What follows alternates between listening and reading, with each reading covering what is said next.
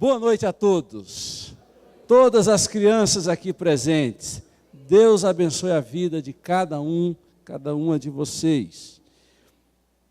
Eu quero fazer uma reflexão muito rápida, muito breve, que tem a ver com uma família, que tem a ver com uma atitude que Abraão fez para com o seu filho Isaque. Se você puder abrir a sua Bíblia, em Gênesis capítulo 21, o texto também vai ser projetado agora. Versículo de número 8, é apenas um único versículo.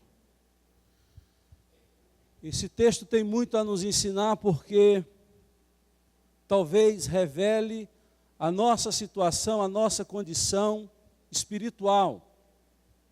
E, sobretudo, revele o que devemos ou necessitamos fazer diante do diagnóstico.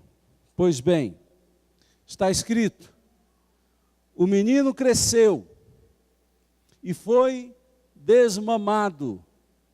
No dia em que Isaque foi desmamado, Abraão deu um grande banquete. As mulheres, por favor.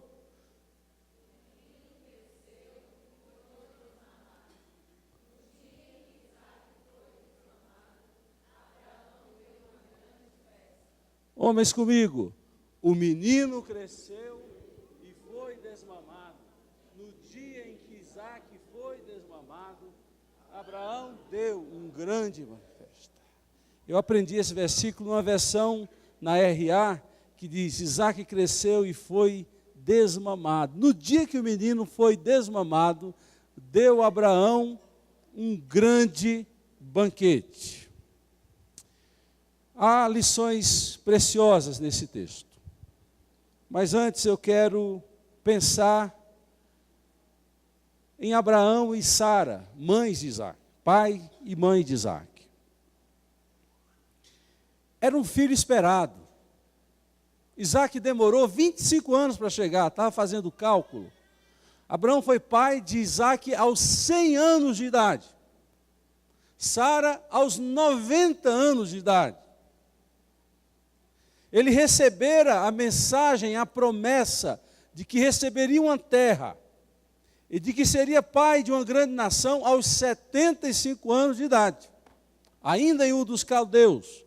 Depois ele se deslocou para Harã, desceu para a terra, que hoje é terra de Israel, peregrinou por aquela terra e Deus disse: te darei essa terra, te darei um filho.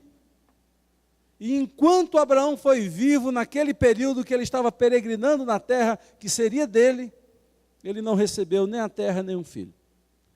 Chega um período muito difícil para Abraão, que no capítulo 15 de Gênesis, ele já cansado de esperar, e quem não cansa de esperar, talvez o grande dilema que enfrentamos no nosso dia a dia é a incapacidade de conciliar fé com espera. Porque o tempo passa e nós pensamos que enquanto o tempo passa, mais distante fica a nossa bênção. Saber esperar é uma qualidade de poucos. E fé tem tudo a ver com esperar. Com essa capacidade de esperar. E esse homem, chega um momento que ele já está cansado de esperar. Ele abre o coração para Deus, diz assim: eu tenho um servo chamado Eliezer aqui. Ele é um homem da minha confiança. Ele é uma pessoa especial. Desiste daquele plano de dar um filho, afinal de contas, o senhor vai ter que mexer num bocado de coisa. A bexiga caída de Sara tem que resolver, o útero, que tem problemas seríssimos, o senhor tem que resolver. Botar uma criança ali vai ser muito complicado, e eu já sou velho, e já sabe, né? Quando a gente é pai velho, a gente vira pavô, a mistura de pai com avô, é muito difícil. E Deus chama Abraão, tira-o da sua tenda e manda ele contar as estrelas do céu. É nesse contexto. E Deus diz assim: eu te dei uma promessa, que você teria o filho da promessa. E eu não vou dar um jeitinho. Não será o teu servo, mas será o teu filho, o teu herdeiro. E ele continua esperando. Até que Sara, não demora muito tempo, Sara entra em crise. E Sara diz, olha, é melhor a gente tomar providência, porque passaram os anos e nada acontece. A diferença de Isaac para Ismael é de 10 anos. Quando Sara disse, olha, nós temos uma empregada doméstica, nós temos uma serva, chamada Agar, deita com ela vai ser a nossa barriga de aluguel.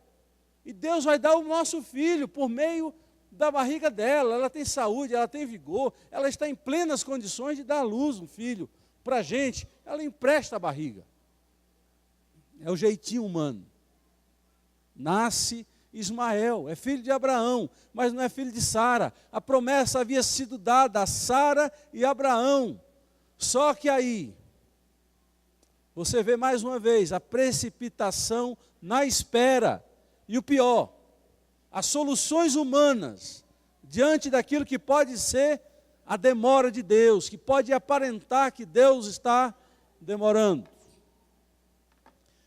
Nós terminamos na quinta-feira passada o último estudo sobre João capítulo 11, a ressurreição de Lázaro, e nós falávamos sobre a demora de Jesus, a aparente demora de Jesus.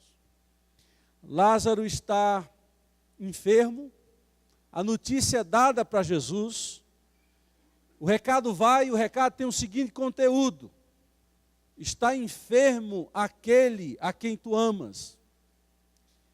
Jesus se demora. Jesus havia recebido o recado, mas mesmo assim resolve demorar um pouco mais. E lá para as tantas ele confidencia para os seus discípulos, vamos porque Lázaro dorme. Eles ficam felizes, porque eles pensam, Lázaro está vivo. E Jesus então retruca e diz, Lázaro morreu. Aí na nossa cabeça vem esses questionamentos, ora, enquanto estava vivo, por que não foi? Por que resolve ir depois que ele está morto? E Jesus chega, e quando Jesus chega, aparentemente atrasado, Marta é a primeira das irmãs de Lázaro a encontrá-lo na estrada. E ela tem um discurso pronto, ela diz, Senhor, se estiveras aqui, meu irmão não teria morrido. Havia um ressentimento nessas afirmações, uma acusação velada. Ela está dizendo claramente, o Senhor foi omisso. Na hora de fazer, o Senhor não fez. E agora o Senhor me aparece. Este é o conteúdo oculto por trás daquela pequena frase, se o Senhor estiveras aqui, meu irmão não teria morrido. Depois ela se retira, encontra com a sua irmã em casa e diz, o mestre chegou e te chama. Ela então sai, se desloca e vai encontrar Jesus, e ela tem o mesmo discurso. Não tiro e nem ponho, palavra diferente. Ela diz, Senhor, se o Senhor estiveras aqui, meu irmão não teria morrido. E por que as duas têm o mesmo discurso? Porque aquele sentimento virou coletivo. E o sentimento foi partilhado por meio de palavra. É isso que gera fofoca, descontentamento, acusação contra alguém. Você sente, passa para o outro toma a tua dor, passa para o outro e vira uma rebelião. É o mesmo discurso, é o mesmo sentimento. E as duas falam na lata, na cara de Jesus, que de alguma forma o culpado de tudo que estava acontecendo era a demora, a ausência de Jesus na hora que eles mais precisavam, na hora que eles mais esperavam. E Jesus então responde para as duas, se as duas têm uma mesma frase pronta, Jesus também tem uma frase pronta. E a frase de Jesus é, se credes, verás a glória de Deus. Sabe por que Jesus demorou? Eu vou sintetizar e mostrar para vocês. Qual é a maior glória? A glória de uma cura de uma enfermidade ou a glória da ressurreição de alguém? Lógico. Até a criança do jardim da infância sabe responder isso. Jesus demora porque ele quer fazer algo tão estrondoso, tão grandioso, que impacte corações e que faça com que pessoas se acheguem a ele pelo tamanho do feito que ele iria realizar. Quando ele se aproxima do túmulo, a Marta diz para ele: Senhor, já são de 4 dias. Ela está de alguma forma dizendo: não tente, Senhor, já está em estado de putrefação, cheira mal, se isso for tirado a pedra, ninguém vai suportar ficar aqui. E eu tenho aprendido uma coisa nessa história e na minha experiência de vida, que Jesus nunca chega atrasado. Ele pode até demorar dentro do nosso tempo, da nossa cronologia, da nossa forma de avaliar, mas Ele sabe a hora, o tempo, o momento de agir. Então, aprenda a esperar. Se Deus sabe a hora de agir, a gente precisa aprender a esperar. E o velho Abraão estava nessa espera. O anjo aparece e vai conversar com Abraão, e como boas esposas fazem, vão olhar o celular de Abraão, vão ver o que está ali no e-mail dele. Aí o anjo está falando com Abraão e diz: olha, não demorará 1 ano, tua esposa dará à luz um filho. Ela começa a rir. Ela ri, porque ela pensa que é piada. Como é que pode? Eu já estou na menopausa, ou na autopausa, porque você entra na menopausa, na médio-pausa e na autopausa, só pode. Ela está dizendo: não tem jeito, não tem lógica, não tem como. E ela ri. Ela ri daquela piada de mau gosto. Aí o anjo falou para Abraão: tua mulher está rindo ali. Aí confronta Sara: você riu. E ela mente: eu não ri não. Parece criança. Eu não ri. Mas era providencial ela rir naquele momento, achando que era impossível. Porque depois que ela fica grávida e Isaac nasce, qual é o nome que ela coloca? Riso, sorriso, smile, Bassem. Bassem significa sorriso. Se antes ela riu de incredulidade, ela coloca o nome do seu filho Sorriso. Deus me fez sorrir de novo. Se o sorriso primeiro foi de incredulidade, o segundo sorriso foi de louvor, de admiração pelos grandes feitos de Deus. E aquela criança nasce. Isaac, perfeito. Um menino bonito, um menino forte. Pastor, como é que o senhor sabe disso? Eu não sei, eu estou torcendo que seja. Mas Isaac era um menino bom. E ele mamou muito. Eu mamei até 2 anos e meio. Mamei bastante. Minha mãe disse: mama, meu filho, porque você vai ter dentes fortes. Um dia eu fui fazer um tratamento dentário com o meu dentista Fabrício, que não está hoje aqui, só a sua esposa. E eles resolveram botar um parafuso de titânio para levantar um dente de arrumar. Ele foi botar o parafuso de titânio, quebrou o parafuso de titânio. O médico disse que nunca tinha visto isso, o dentista que estava operando com ele. Quebrar um parafuso de titânio. Disse: meu filho, 2 anos e meio mamando.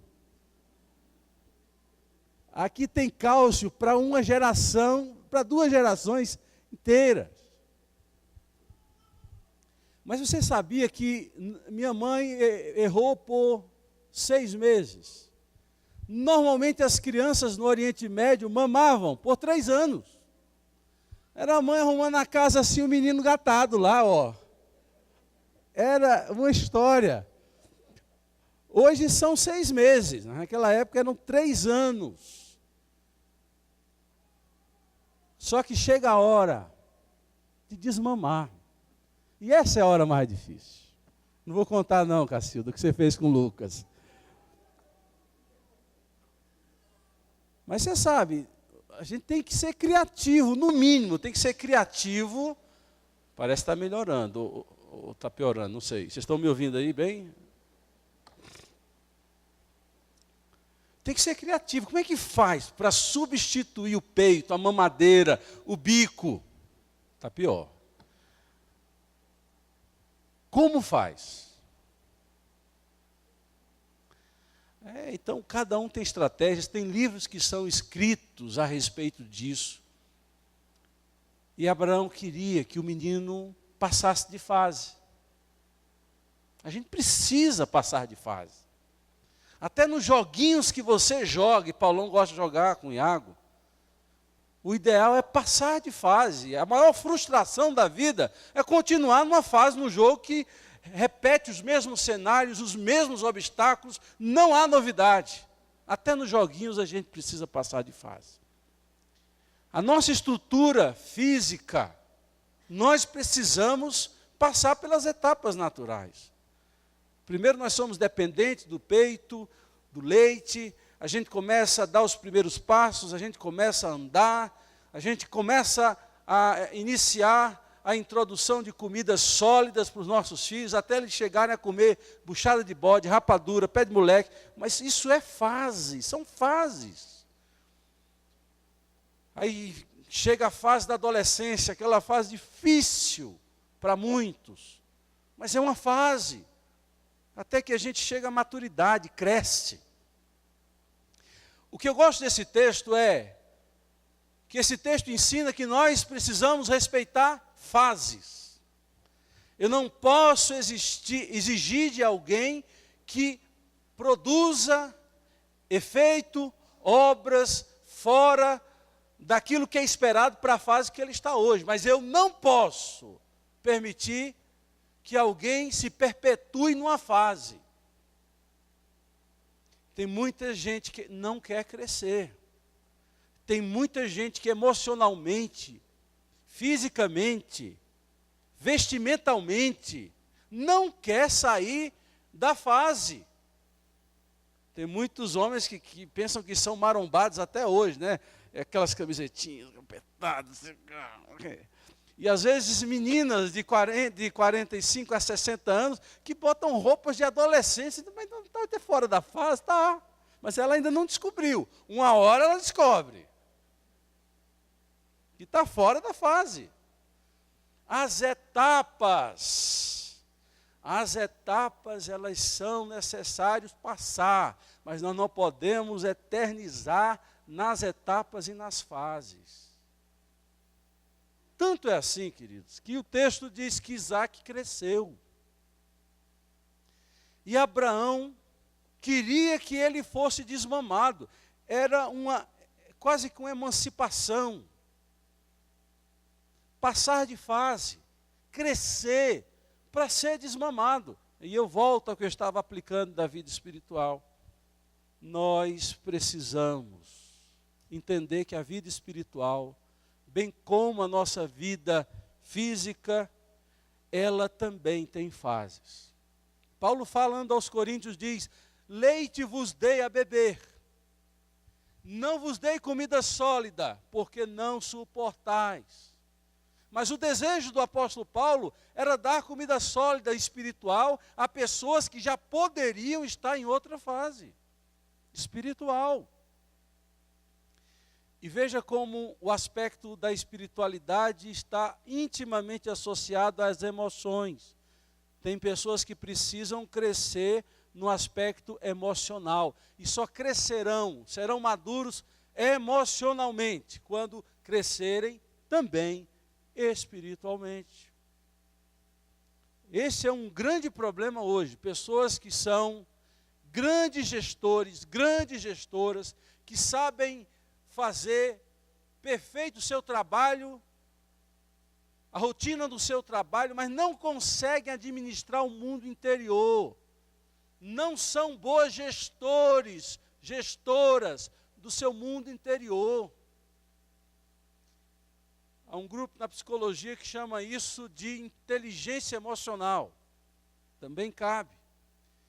Então você vai perceber muitas pessoas que são boas no que fazem, mas na autoestima, na gestão do mundo interior, são falidas. Não sabem se relacionar com pessoas, não sabem confiar, não sabem dar um sorriso, não sabem contar uma piada, estão sempre pé atrás, estão sempre com medo, são sempre criteriosas demais. E eu poderia dar outros sinais, mas eu acho que você já pegou o que eu quero dizer com infantilidade emocional. Se Abraão, que é homem, queria que o seu filho crescesse e deixasse de mamar, você acha que Deus não quer o mesmo? Eu acho que Deus quer o mesmo, quanto a nós. Quando Paulo escreve Efésios, ele vai ensinar muitas coisas. Ele diz que nós devemos crescer à medida de estatura de varão perfeito em Cristo Jesus. O nosso alvo é parecer com Cristo. É ter uma estatura de crescimento espiritual em que nós sejamos parecidos com Cristo nas ações, nas palavras, nas atitudes, na compaixão, na mansidão, no domínio próprio. Nós somos chamados a crescer à medida de estatura de varão perfeito, que é Cristo Jesus. E aí está o problema que quero, junto com os irmãos, resolver. Por que quero, junto com os irmãos? Porque não adianta eu dizer que você é imaturo espiritual, se você não é capaz de diagnosticar isso. Se você não é capaz de ver as fissuras, as rupturas, as ausências daquilo que já deveria estar ali na sua vida espiritual. Além do aspecto infantil, de imaturidade emocional, que muitos ainda estão presos. Por isso que não são capazes de ouvir críticas e de ouvir uma exortação. Magoei. Talvez a igreja seja o lugar onde as pessoas mais se magoam, às vezes com razão, e às vezes porque muitas vezes cultivamos e cativamos na igreja um espaço da supersensibilidade. E nós às vezes construímos um ambiente para que a gente não possa, deixa eu ver a frase certa, para que a gente não possa, suscetibilidade, aquela palavra que veio antes, ferir suscetibilidades. Não desagradar o irmão, e o nosso relacionamento fica superficial, porque eu não sei falar a verdade de amor. Muitas vezes sabem falar a verdade, mas não em amor. Nós precisamos ser verdadeiros, e eu tenho afirmado que a verdade liberta. Mas a verdade dita ao seu tempo, do jeito certo, querendo cultivar e cativar corações. A palavra de Deus diz que Jesus disse: se teu irmão te ouvir, ganhaste teu irmão. As pessoas parecem que não leem Bíblia. Às vezes eu vejo algumas pessoas que são sinceras a extremo. Elas não querem ganhar o irmão, elas querem passar na cara. Elas querem dizer tudo que pensam e sentem. E não estão muitas vezes se importando com o estrago que vai causar lá na vida, na alma de quem ouve. Comigo é assim, eu sou sincero, eu digo que você é mal educado. Que você fosse sincero, mas que você soubesse colocar a coisa. E a gente precisa aprender muito, né? Natan talvez seja o maior exemplo de sinceridade e de verdade que eu posso me lembrar nesta hora. Natan é um profeta. Davi é o grande rei Davi, poderoso rei Davi. O rei Davi teve muitos percalços na sua caminhada. E um dos maiores erros dele foi de matar Urias, o esposo de alguém que ele havia adulterado. Por pressão, por poder da autoridade que tinha. Ele um dia vê uma mulher, e ele cobiça essa mulher, ele deseja essa mulher, e ele então manda buscar aquela mulher para o palácio. Ele como rei, abusa a cada estágio, a cada degrau do seu poder, e ele possui esta mulher, e este homem, marido, era um homem leal. Final da história, para ter esta mulher para ele, ele manda matar, colocar na frente de batalha Urias. Este homem morre, e ele volta para casa como se nada tivesse feito, como se nada tivesse acontecido, na maior dureza de coração e de mente. Até que Deus diz assim: Natan, vai ter uma conversa séria com Davi, porque ele não se arrependeu do pecado, ele acha que aquilo não é pecado não. Deixa eu dar uma explicação para vocês. Deixa eu abrir um parênteses. Algumas pessoas se chocam com o fato de tanto Davi quanto Salomão e todos os reis de Israel terem várias esposas e concubinas. Deixa eu explicar isso para vocês. Por trás da monarquia, não só em Israel, mas em todas as monarquias, havia um princípio. Quem tem direito ao trono é o sucessor. O rei precisava ter muitos filhos, porque na morte sequencial de filhos, ficasse um vivo e o seu descendente vivo teria direito ao trono. Era mais visando isso. E quando Israel rejeitou a teocracia, os juízes, vocês lembram o livro de Juízes, escolheu a monarquia, coisa que nem Samuel queria e nem Deus queria. Deus disse: eles vão ter o que querem. Eles não querem a monarquia, eles vão ter a monarquia. E um dos preceitos da monarquia era este: o rei poderia ter várias esposas. Porém, havia uma norma, um critério a ser considerado. O rei não poderia ter nenhuma mulher casada. O rei poderia escolher mulheres solteiras, mas não mulheres casadas. E Davi faz o quê? Escolhe uma mulher casada. Quando Natan chega para Davi, eu estou dando uma volta, mas eu chego lá. Ele diz para Davi: saúde ao rei. O rei diz: seja bem-vindo, Natan. O que você tem para mim? Eu quero contar uma historinha para você. Conta a historinha para mim. Um homem muito pobre. Ele era pastor e só tinha uma ovelhinha. E ele cuidava desta ovelhinha de uma forma especial. Ele amava esta ovelhinha. Não faltava nada a esta ovelhinha. Mas outra pessoa vem e toma esta ovelha dele à força e leva para casa. E ele conta aquele quadro, aquela história de uma forma tão dramática que Davi, é como se ele estivesse inserido naquela história, e ele irrompe, e ele grita, e ele diz assim: esse homem tem que morrer, porque ele não poderia fazer isso.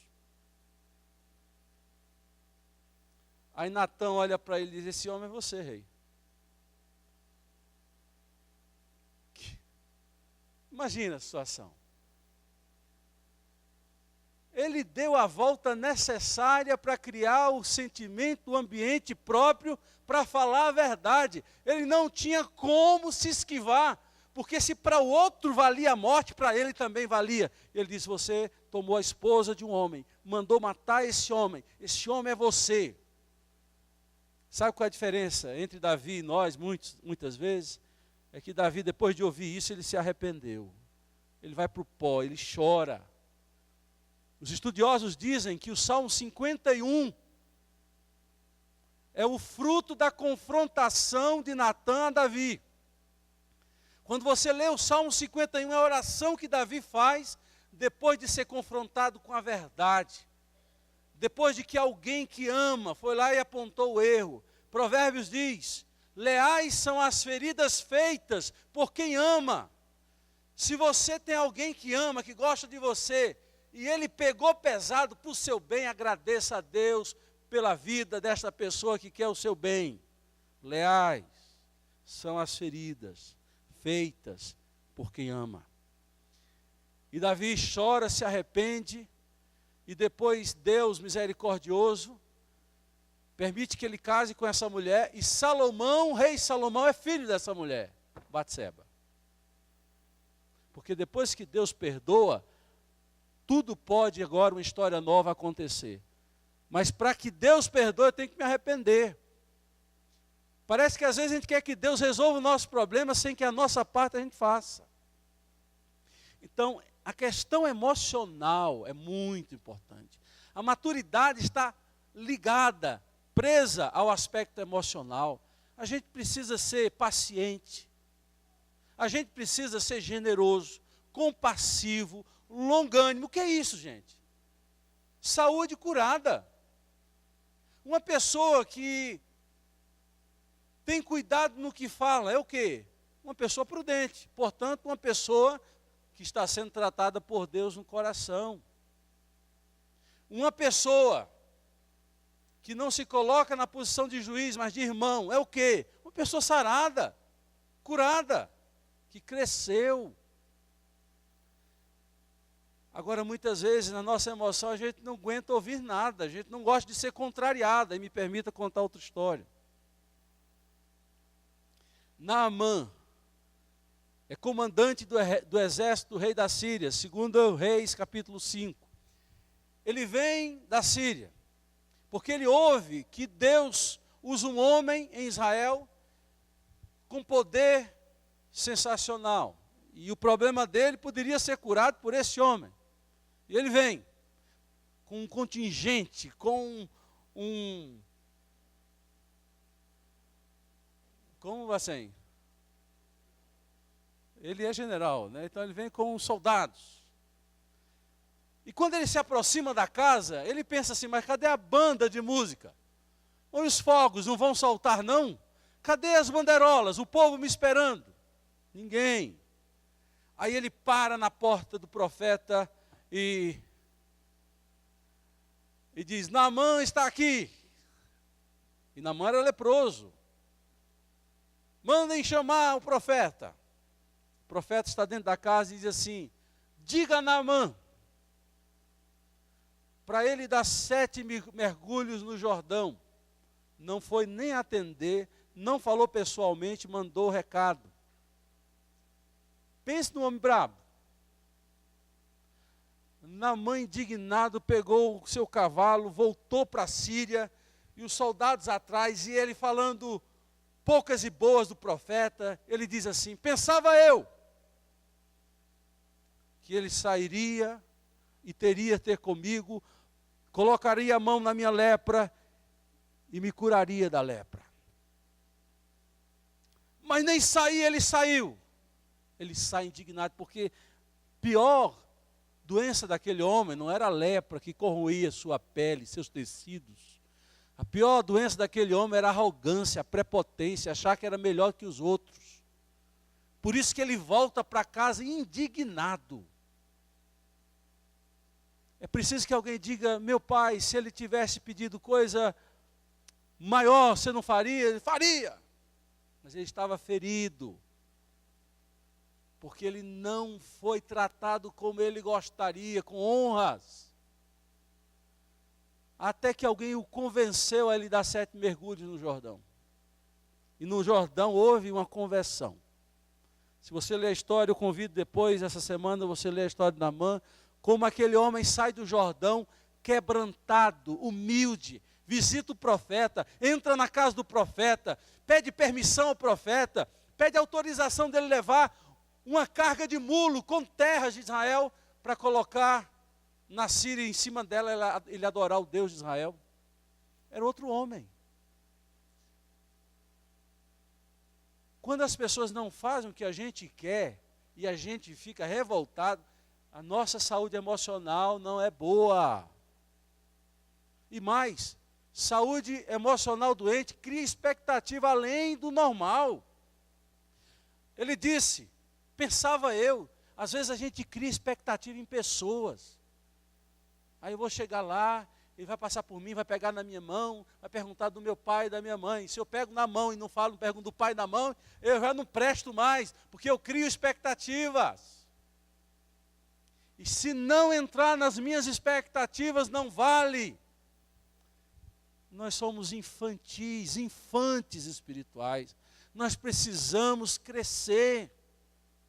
E tem muita gente que está fazendo de tudo para não crescer. Isaac cresceu e foi desmamado. No dia que o menino foi desmamado, deu a Abraão um grande banquete. Quando nós crescemos, Deus tira o bico de nós. Qual é o bico que você guarda para alguns momentos da sua vida? Vou usar um outro termo, qual a muleta que você usa? Qual o amparo que você precisa para andar e para viver? Deus quer tirar os encostos da sua vida do ponto de vista positivo.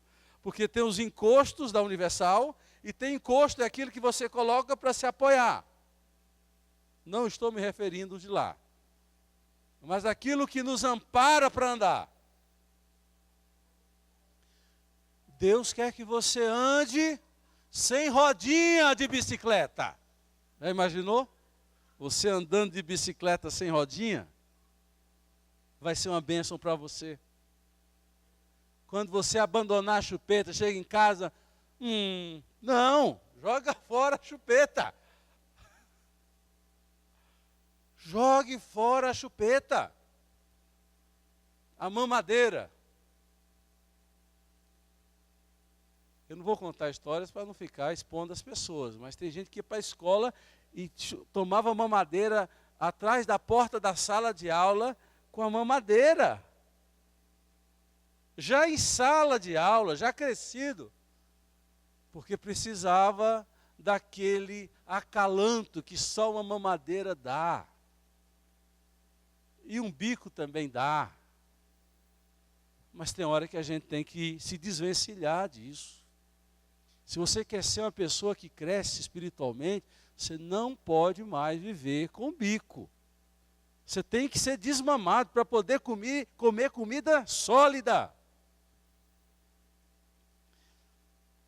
Há 2 episódios na Bíblia que me emocionam profundamente. Quando Deus afirma a sua paternidade a Jesus. Eu me refiro ao episódio do batismo e ao episódio da transfiguração.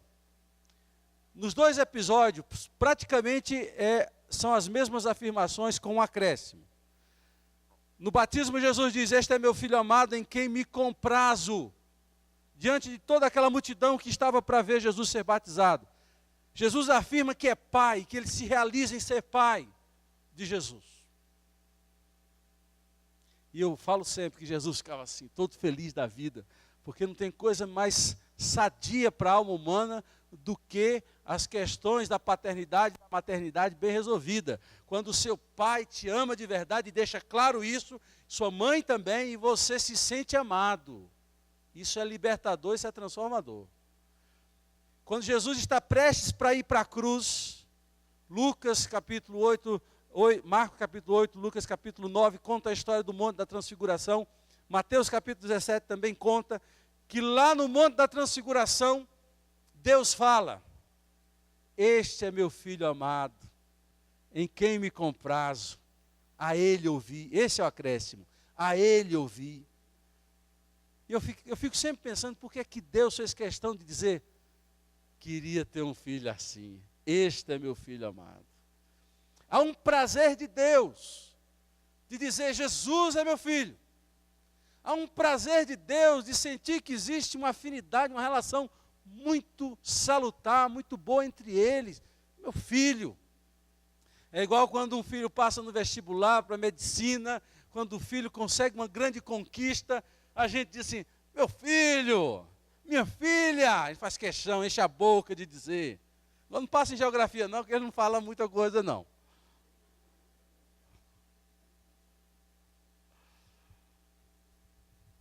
Este é meu filho.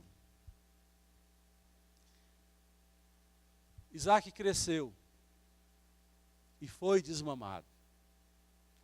No dia que o menino foi desmamado, deu a Abraão uma grande festa.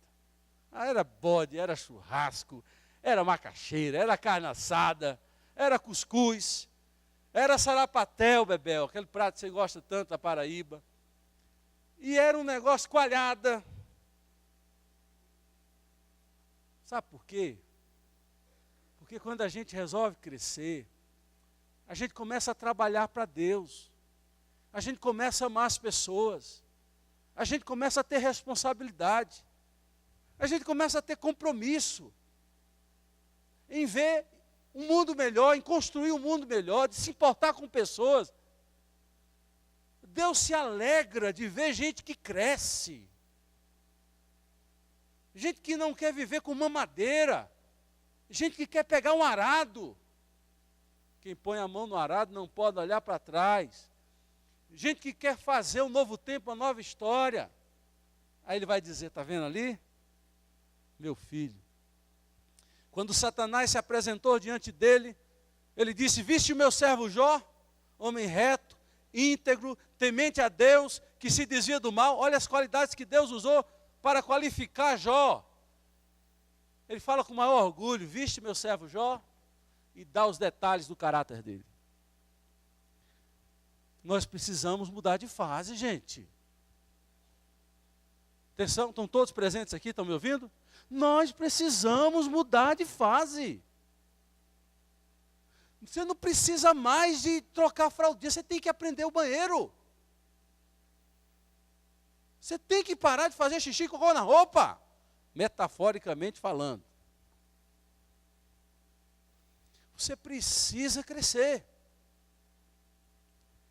E Deus está desejoso de dar uma grande festa. A festa vai começar quando você resolver crescer. É claro, crescer vem responsabilidade.